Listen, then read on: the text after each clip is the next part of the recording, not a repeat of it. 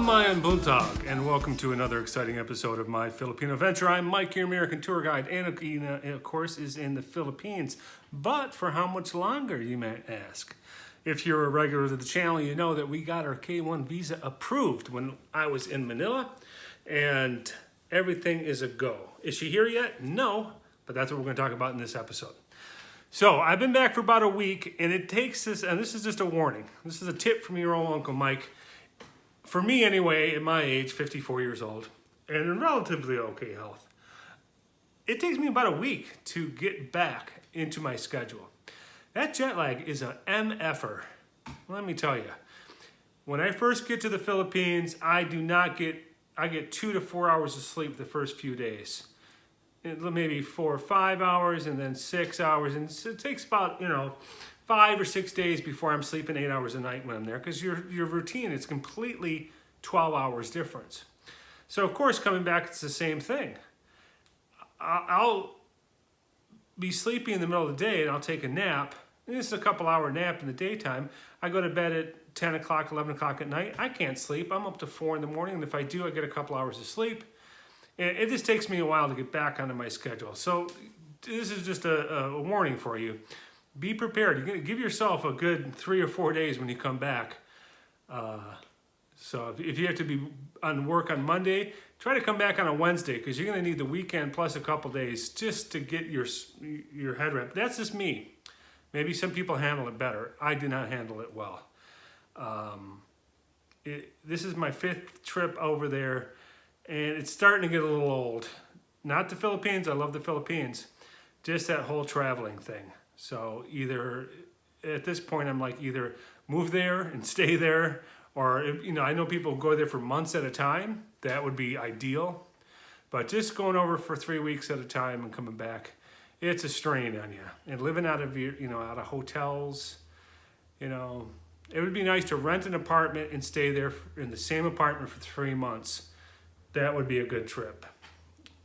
This vacation thing is just, it's getting on me. I'm getting old.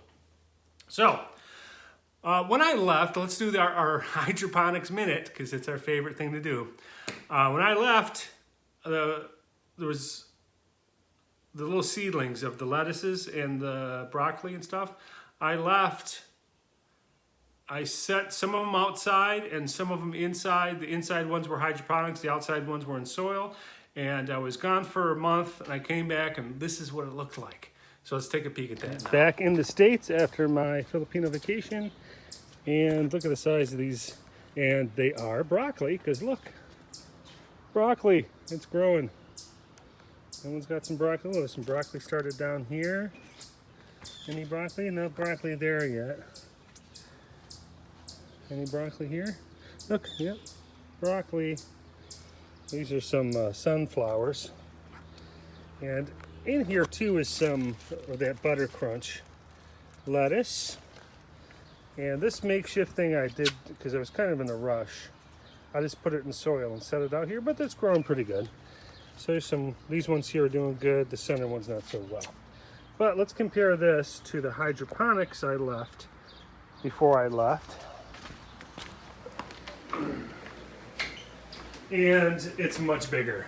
Matter of fact, I've eaten 3 of them so far. Yeah, I've eaten 3 of them so far.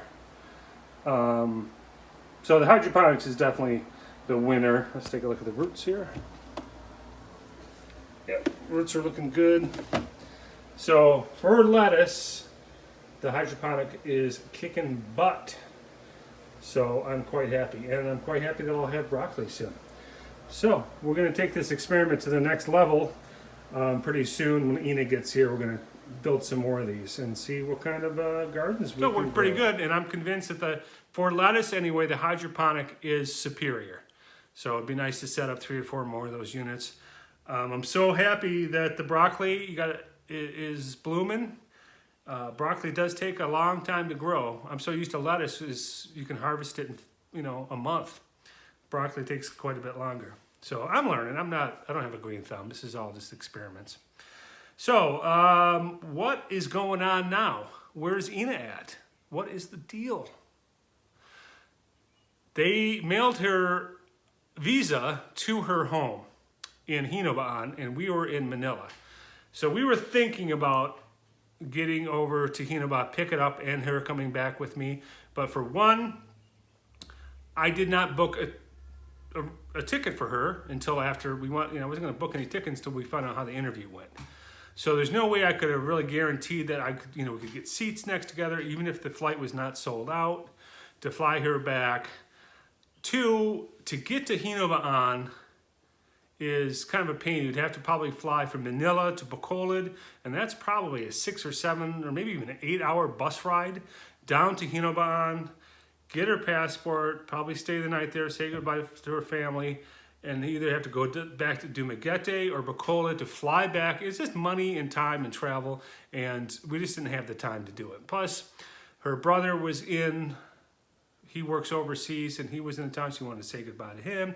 And I thought, it's probably best. Take a couple weeks, spend time with your family, get all your affairs in order, pack your bags, do all that stuff. There's no rush. She's got 6 months from the time the K1 visa was issued until you have to use it. So she's got plenty of time.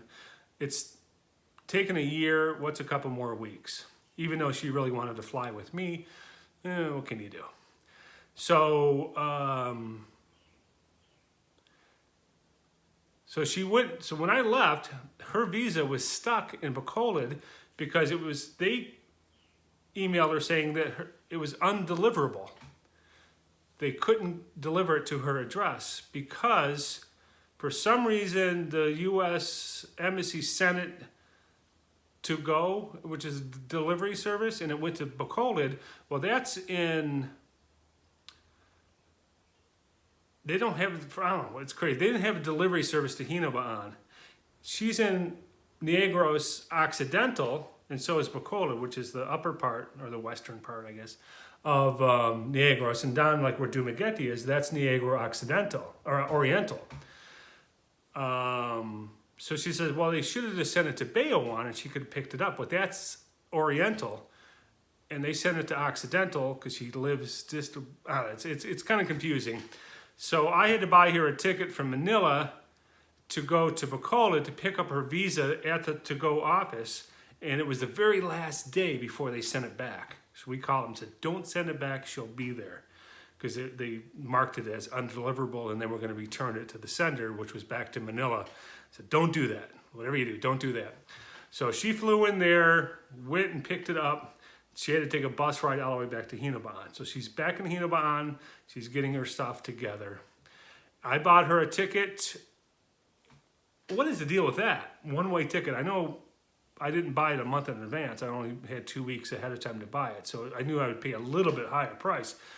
But I flew round trip for $900 round trip.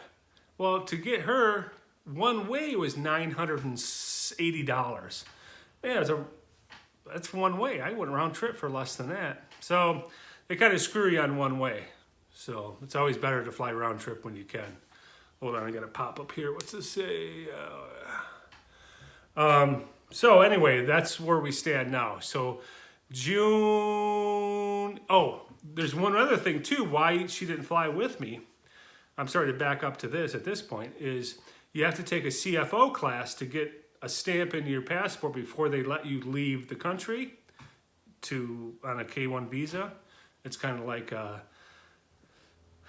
debriefing or like what to expect when you're in America class. So she took that class a long time ago in Cebu. So now she has to leave from Dumaguete or from Hinobaan to Dumaguete.